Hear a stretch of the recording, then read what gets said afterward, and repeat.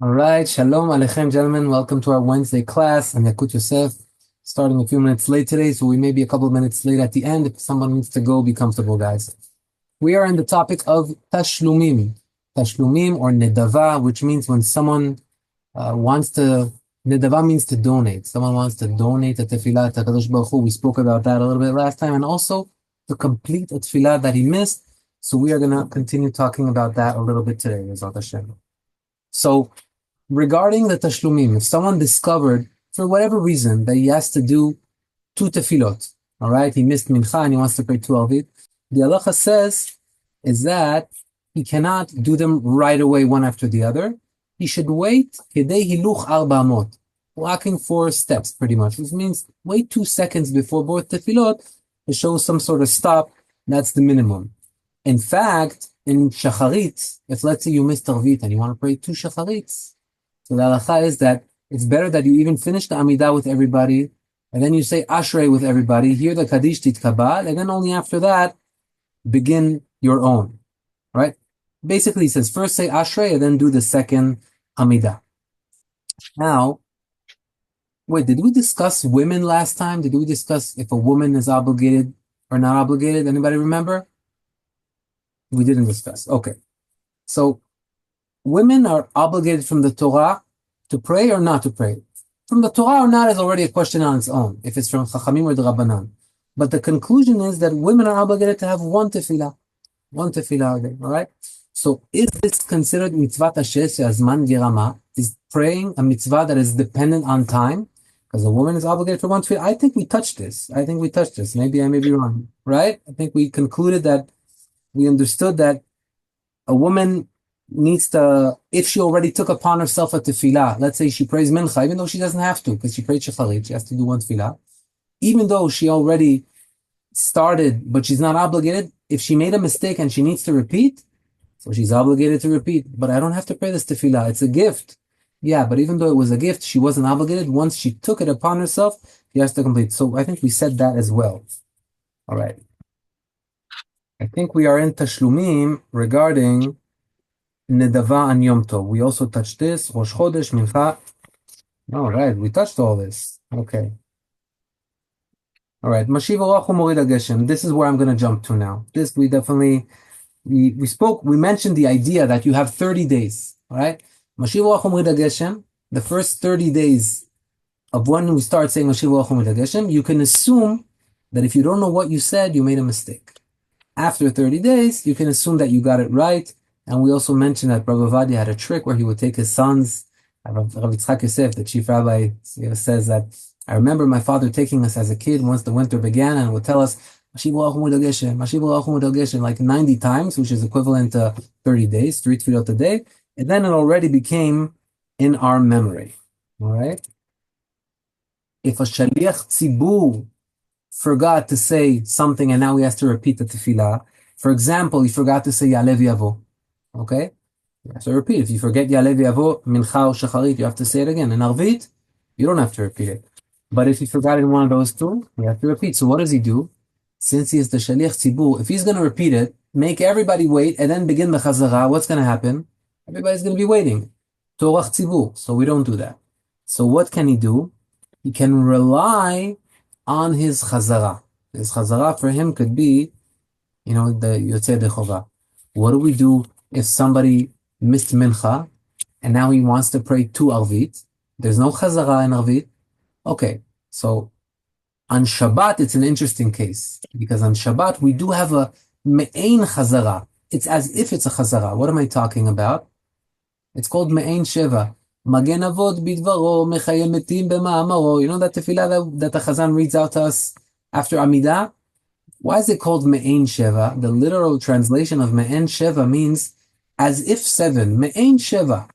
Why? Because on Shabbat, our Amidot, they have 7 brachot. We have the 3 first, the 3 last, and in the middle, a bracha for Shabbat. 1 for Shacharit, 1 for Mincha, etc. So that repetition, within it, it reminds us, the shape of it has, as if, Magen Avot, that sounds like Magen Avot, Mechayem Metim, Ha'el HaKadosh En Kamo, all these words are taken from the Amidah. It's as if it's the 7 berachot. So if the Chazan wants to rely on that as a Chazara, he could do that as well. and not just the Chazan, but even if you, Simon, Chas v'chalila, Minchat, Shabbat, forgot, let's say, to say Alev Yavo, and now you have to pray Arvi twice, you wouldn't have to say Arvi twice. You can go to the Chazan and say, hey, when you read the Magen Avot Bidvaro, have me in mind as if it's a Chazara. I'll only say Amen. I won't say Baruch Hu Baruch Shemo. And then it's as if you're Mutzi Yedei Chovami. You're allowed to do that. That's a trick that you could do. All right. Ziv, what if the Chazan forgets Ya'aleh V'Yavo in his Chazara, for the minyan? Let's see. So on Friday night we don't have that Chazara. No, not on Friday night. I'm saying in the middle of the week. But let's say he prayed in the middle of the week. Wouldn't people correct them right away? No, so usually it doesn't happen because people are alert. You always have to go by, hey, gotta be a go, you know what I mean? Yeah, maybe you have a sleepy minyan or something. He's saying, let's say a certain minyan, everybody didn't notice. That's going to be homework for me. It's a very good question. Very good question, because the Chazara, it seems like it's not complete. So when did they discover? You're saying they discovered the next day?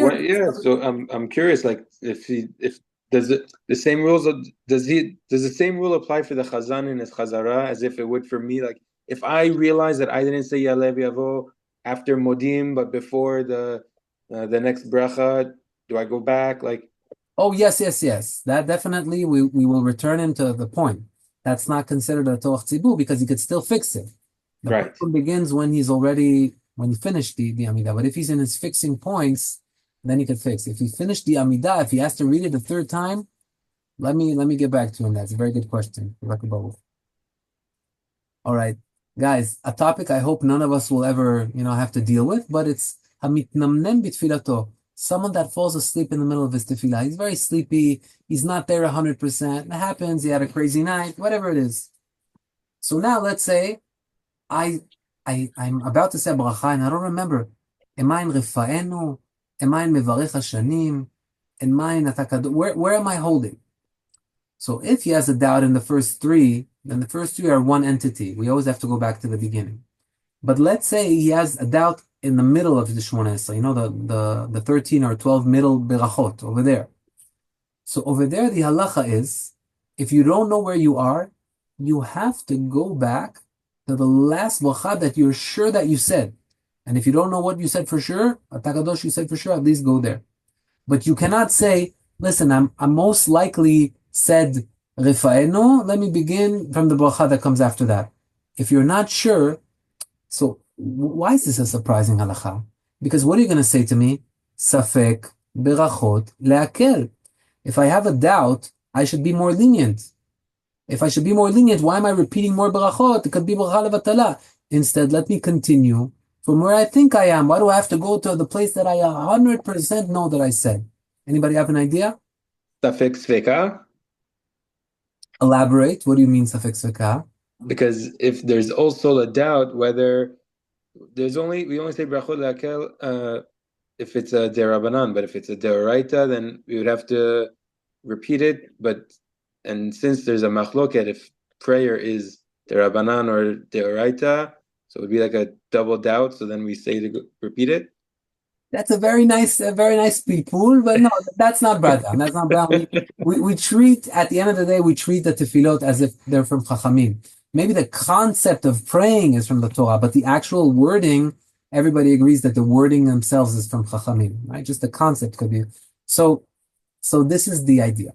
The idea is that if you now decide, you know what, I'm going to continue for where I am right now, and you end up being wrong, all the brachot that you're going to say from now on are going to be lebatala. Because the Amidah, there's no skipping brachot. Which means if you skip just one bracha and continue to send all the rest are levatala. So what's the risk here? The risk here is that I'm putting all the other brachot I'm saying in jeopardy right now. Better I go back to the place that I know 100%, says Yalkut Yosef, that I said it. And even if over there I doubled a few berachot, okay, it's also not great. Try not to be sleepy generally. But doubling a few berachot is better than having all the brachot until the end be berachot lebatala. And therefore that's his pesika, that you go back to where you 100% remember that you said a beracha. All right. So back to Tashlumim, back to someone that's trying to fix what he missed. Let me get this chair a little higher. So if I'm trying to fix what I missed, What comes first? What would you think? Do I first pray? I missed shacharit, so I need to pray 2 mincha right now.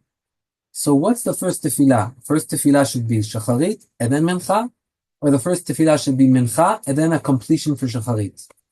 Mincha and then shacharit. Very good. That's the halacha. The halacha is that first we have to say the tefillah that is happening right now. Later on, we complete what we missed. And this could be very interesting in a certain case. We'll see soon, Be'ezrat Hashem. All right. Now, what happens if I made a mistake? For example, I first said this will be to complete shacharit in my mind. Hashem, I'm completing shacharit. And then I prayed mincha. You know what the halacha is? That you have to repeat the shacharit again. That will be a case where you have to read Amidah 3 times in a row. Because the first one that you read for completing didn't count. You cannot complete until you first fulfilled the mincha. All right? That's if you explicitly made a mistake and said, no, let me complete shacharit first. But if you didn't say anything, if you were on autopilot, you didn't have any specific kavanah, you just said, I'm praying 2 amidot now for what happened, then in that case, it's yotzei dechova. But ideally, you should know that what is required from you is first to pray the tefillah that is happening now, and only after that, you complete. All right, now what happens, interesting case, mincha shel Shabbat, all right? I missed mincha shel Shabbat, and now it's motzei Shabbat, okay? So what do we say in motzei Shabbat? We say ata chonantanu, right? That ata chonantanu comes to differentiate between Shabbat and Chol. It's like a havdalah. This is the havdalah that is in the tefillah. Okay, so that's why you're allowed to turn on, let's say, the light after you prayed, if you said ata chonantanu, because you said a havdalah. You're still not allowed to eat. Until you do the havdalah with the kiddush, with the cup, you're not allowed to eat. But that is sufficient for you to take your car back home if you parked in a Kanisah, for example. So you have to say ata chonantanu, right? Now, what's the din? I'm supposed to say ata chonantanu in the first tefillah because this is the tefillah of Motzei Shabbat. And then I have to complete, right? Now, if I forgot to say ata chonantanu, it happens sometimes. No one requires you to go back. I forgot to say ata chonantanu. How do you fix it? You say Baruch HaMavdil ben Kodesh lechol and you turn on the light. Or you wait till Havdalah and you turn on the light. It's fixable. But if I'm praying 2 tefillot, and in the first one, I didn't say ata chonantanu. And in the, I have a visitor. Hi. Mom said, You woke up? Papa. Sorry, guys. One Papa. second. no, Mommy said, I'm back with All right, that's why I was late today. I was trying to put them to sleep. I don't know what's happening today. The Yetzer Hara, I guess, likes this shiur a lot, so he's trying to bother us. Where were we? What's the din? Remind me, guys. Motzei Shabbat, you need to say ata chonantanu. You forgot, but you're praying 2 amidot. Says the Yalkut Yosef. Now that you come to pray the second amidah, don't say ata chonantanu over there. Why not? Who can tell me? If I didn't say in the first one, why shouldn't I say it in the second one as well? Because the second one is not for Shabbat. It's not for the end of Shabbat.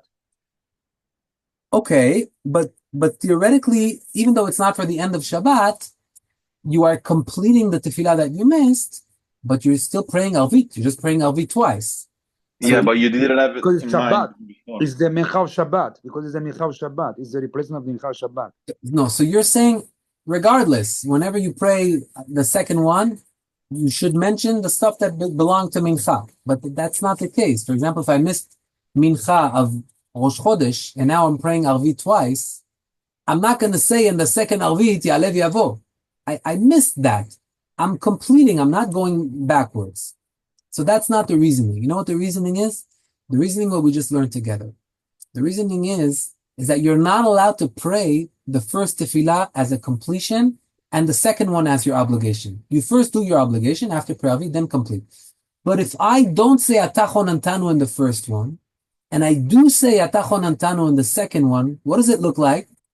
It looks like the first one I'm completing the mincha that I missed because there's no ata chonantanu. It's still Shabbat. And only the second one is for Shabbat, Motzei Shabbat. That's why I'm saying ata chonantanu. Because it visually looks like you're messing up the order. If you missed in the first one ata chonantanu, don't say. So it's a specific case where someone went to nap after lunch, and let's say Shabbat was very short, and he woke up, oh my God, I missed Mincha, he runs to shul to pray Alvit, and now he has to do 2 Alvit, and in the first Alvit he missed Atachon Antanu. In that case, he wouldn't say Atachon Antanu in the second Alvit as well. So you have to do it 3 times? Yes, in that case, you would have to do it 3 times. But even if you said Atachon Antanu only in the second one, but if you had in mind that the first one is for Arvit and the second one is for Tashlumim, then it would be okay. Sometimes you don't have in mind, you don't explicitly say, I'm designating this. You just say, I forgot Mincha, I'm praying twice right now. So there's a way out where you could have in mind specifically, right? But if you didn't have in mind, if you were just on autopilot and that happened, you would have to pray a 3rd time. Wait, sorry. If you had in mind, and the second time you have to say Atachon Antanu. No, you're already given. No. You said it only in the second time. That's the case. We're asking if I only said it in the second time, do I have to repeat or not? Generally, I have to repeat because it looks like I made a mistake, and the first one was to complete the past, and the second one was to Motzei Shabbat. However, if that happened, and I said Atachon Antanu only in the second time, but it was a mistake. But in my mind, before I began, I said, this second one now is for Tashlumim. The one I just finished was the real one. I'm praying Tashlumim. You knew you're praying Tashlumim, but you still said Atachon Antanu. Okay, in that case, we don't make you repeat. But if you didn't explicitly have in mind that this is for this and that is for that, then we assume you made a mistake that you have to repair, you have to fix it, and then you'll have to say it a 3rd time. Again, he mentions here the Yalkut Yosef. Remember not to complete them one back-to-back right after the other. Finish your Aseh Shalom B'Mromav, wait 4 amot, 2-3 seconds, and then Hashem Sifatay Tiftach, ילקוט. All right. But he says the waiting is when you're alone. But if you're in a minyan and there's Kadishim, he says don't miss the Kaddish. We already learned that the Kaddish is more important than the minyan itself. So don't miss the Kadishim. If you're in a minyan, hear the Kadishim and only later begin. Unless you see for yourself. You say, I know myself, I'm very quick. I'm going to be able to finish it before he begins Kaddish. I have a 2-minute shmoneh. It's not recommended. I hope that's not the case. But let's say the Chazan has an 8-minute shmoneh. I'm able to put in 2 4-minute shmoneh. All right, then you could do that. Now, what happens if I missed mincha, but not because I missed, because I said, I don't feel like praying mincha. I'm not going to pray mincha today. I'm going to pray 2 alvits. Can I still pray 2 alvit? What do you think? No. Johnny, you're knowing all the answers today. On purpose, there's no ashlama. The ashlama is only if you had in mind that later you're going to pray and anus, if something occurred and you couldn't do it, you thought that you'll have enough time. But if you purposely didn't want to pray, then you cannot complete. All right. Now, what happens if I forgot to say Atachon Antanu? Specific case of Motzei Shabbat. You forget to say Atachon Antanu. So really, you haven't taken out Shabbat yet. You cannot do anything. You cannot turn on a light. You cannot eat. There's no Havdalah, right? So if I forgot to say Atachon Antanu, and I'm not supposed to eat before Havdalah, but generally, if I eat before Havdalah, okay, problem. But I still said Atachon Antanu, so it's like an Havdalah, and there's no penalty. But if I did not say Atachon Antanu, and I ate before Havdalah, there's a penalty. What's the penalty? So one time, my father's friend asked me a riddle. He said, I ate an apple, and because of that, I needed to pray Amidah again. What's the case? That was his question. And the answer is what's happening before us. I ate an apple and I have to pray Amidah again? When is that? If you ate an apple before Havdalah, in a case where you did not say Atachon Antanu, you will have to pray whole Amidah again. That's a penalty because you ate before a proper Havdalah. Right? He brings here also another halacha regarding someone that wants to repeat his tefillah and he's saying it with the shaliach tzibur. For example, shacharit or mincha, I'm doing my second Amidah that is to complete. I'm reading it word for word with the shaliach tzibur. That's a very good way. So what do you do over there? You say the kedusha with the chazan. Remember, you don't say Baruch Hu Shmamen. You're going with him. Baruch Atah Hashem. You're verbalizing. What happens in the kedusha? You say it with the chazan. Well, there's another way to do it also. If you know that your chazan is motziu yedei chova, as we mentioned many times, if you know that this chazan is a serious chazan that has you in mind, you could go to him and say, listen, I'm not saying any of the brachot. You have me in mind. This is my tashlumim. This is my completion. And then you only answer amen. You don't answer baruch hu baruch shemo tefilot. Say the kedusha with him. When the berkat kohanim will appear, you will answer only amen to the berkat kohanim and amen to the bracha of the kohanim. Bracha shem yishmerecha amen. Yosef amen. Oseh shalom amen. Then the chazan finishes oseh shalom. Ambrachtam Yisrael b'shalom amen. He goes to vidui. What do? You didn't say oseh shalom b'momaviot. He's going to say his oseh shalom when he says kaddish titkabal. He's going to say his oseh shalom then, and that's going to be his completion. But you don't have that. So if you did that trick, after he says Ambrachtam Yisrael b'shalom amen, he starts vidui. You go take 3 steps back, say oseh shalom b'momav, because you need to finish your amidah.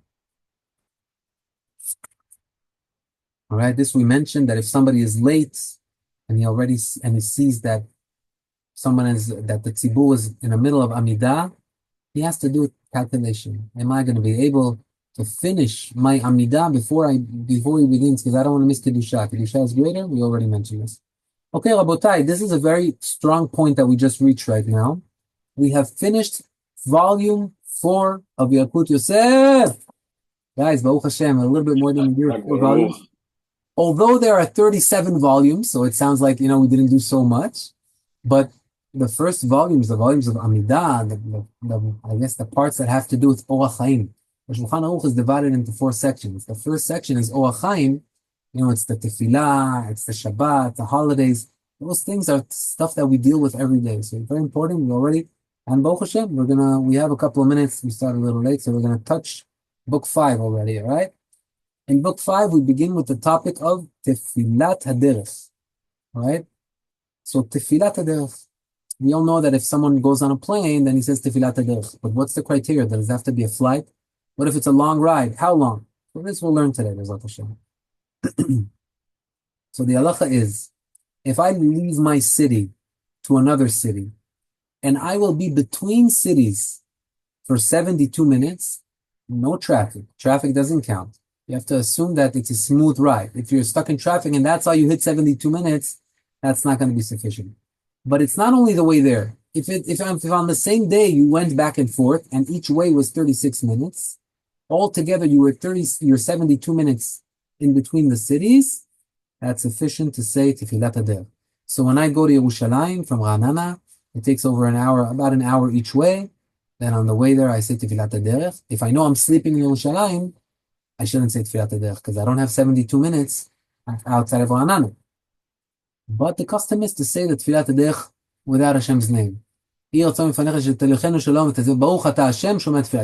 like that. Don't say Hashem's name. But once you reach the 72-minute line, boom, that's it. Where's the breaking point? The night. If I went to Yerushalayim and I slept there, if I slept during the day, it doesn't count. I still have to say Tefillat HaDerech because within that day, I drove. But if I slept and overnight, let's say I drove to Yerushalayim at night and I slept and I woke up in the morning, within 12 hours, I did that 72 minutes. No, but since there was a night cutting it in the middle that I slept in, then I do not say the Tefillat HaDerech. By the way, just so you know, it's not a reshut. It's not if you want to say Tefillat HaDerech, it's a night because it's an obligation. When you eat an apple, is it reshut to say a bracha? No, you have to say Borei Priyat, right?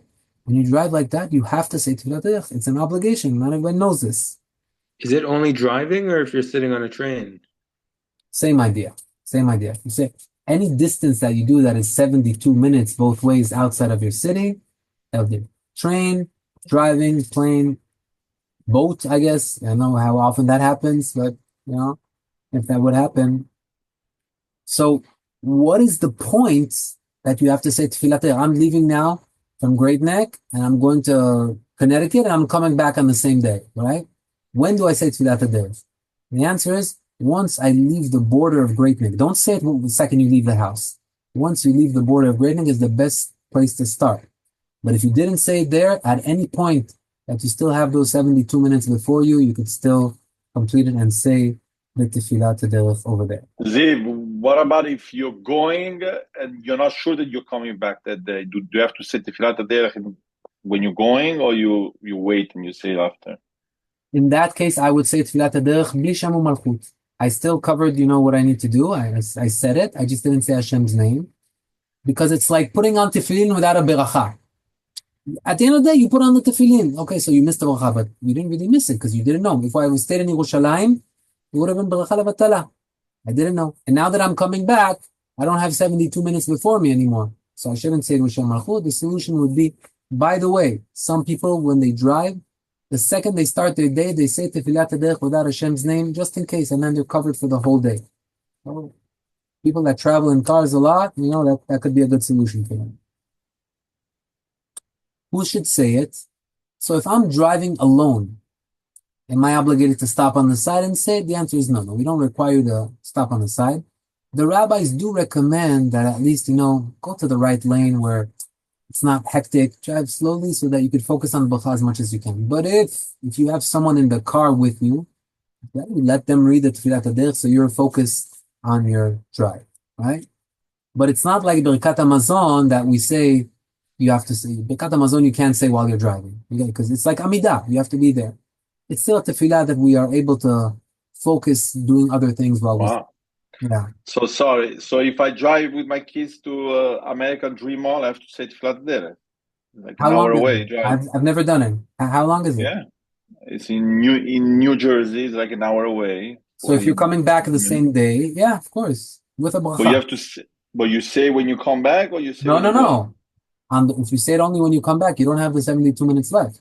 You have to say it when before you is 72 minutes on the road. Oh, and you cover for both ways. Yeah, it covers both ways. Okay. Yeah, it covers. Okay. Yeah, Rabbi Mansour once said he had a flight, and the flight took 36 minutes. He said, and he did both flights in a day, back and forth. And he said because of that, he was obligated to say the Tefillat HaDerech. It's interesting. Ziv, isn't there a rule that if there's traffic on the way or something, you don't have to say it? So what does the traffic mean? If this is a 30-minute ride from Queens to Great Neck, but there's crazy traffic and it took me 3 hours, there's no Tefillat HaDerech. Because we have to measure it according to normal standards, not according to what's happening right now. Normal standard takes half an hour each way, there's no Tefillat HaDerech. That's the rule. So, interesting halacha, maybe we'll finish with this. We won't go so over time today. Again, excuse me for this. I don't know Tefillat HaDerech by heart, but my friend does know it, and we're driving. I said, did you say? He said, yeah, I just said Tefillat HaDerech. Oh, do me a favor. I don't know it by heart. Can you say it for me? Say the Tefillat HaDerech for me. I'll say Amen. Can he do that or can he not do that? What do you guys think?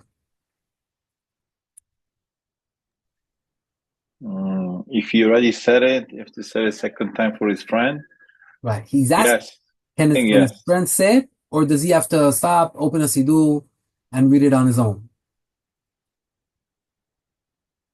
So the idea of my friend being motzi oti yedei chova, for example, kiddush. I didn't say kiddush. He did say kiddush. He's still allowed to say it, to be motzi his wife, to be motzi someone that doesn't know how to say it, right? So does that exist here? The answer is only in brachot that are birkat mitzvot, an obligation. That's where we allow to do that, like the kiddush that we just mentioned, etc. But brachot that are there for shevach, praising Hashem, you cannot do that. This Tefillat HaDerech, as we say, it's considered a praise. Thank you, Hashem, for the roads, for protecting us. It's not a bracha on a mitzvah, right? Since it's not a bracha on a mitzvah, I can't say the bracha for my friend. Now, the Meiri explains something interesting. He says, when it comes to mitzvot, there is arvut. You know what arvut means? We are all under the same category. We are all obligated for these mitzvot. So even though I said mine, but you are in the same boat as I am. So your obligation is my obligation. Therefore, I'm allowed to say it and be motzi yedei chova you. But if you're coming to eat an apple right now, you and I are not in the same boat. You don't have to eat the apple. I'm not obligated for your apple. It's not a mitzvah that you have to do. So I cannot say for you, Baruch Atah Hashem borei pri ha'etz, and you take the bite. That won't work. That only works in Berkot HaMitzvot, but not in Berkot HaShevach, not Berkot that are praise and thank you to Hashem. Sorry, Ziv. So yeah, if that's the case, so somebody can say the bracha on tefillin for someone else because it's a mitzvah. the bracha of tefillin for someone else? Yeah.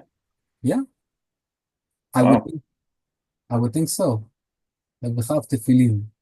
Shmuel Tov. Let me, but tefillin is a bracha on the mitzvah. A mitzvah. If you're putting it on someone that, can't talk, right? Say a bracha for him. Yeah, of course. It's better that he's able to say amen, right? That's another question. There are other solutions. He could also say the bracha in his mind. But from what the Amairi is explaining, that when it comes to a mitzvah, then I could say the bracha for someone that is not able to say it. Yeah. Okay, I'm writing that down just to double check. And Igal, remind me your question, please, Mechila, regarding Amidah. If the Chazan forgets the Ya'alev Yavo in his repetition, if he has, what he should do. Very good. All right. I love when you guys give me homework. It should be the other way around. I should said it. Baruch Hashem. This is the situation. No, Baruch Hashem. Thank you guys again. Sorry for the extra 5 minutes. Thank you, everyone. Thank you so Bye, much. bye. Thank you. Bless. Bye bye. Kol tov.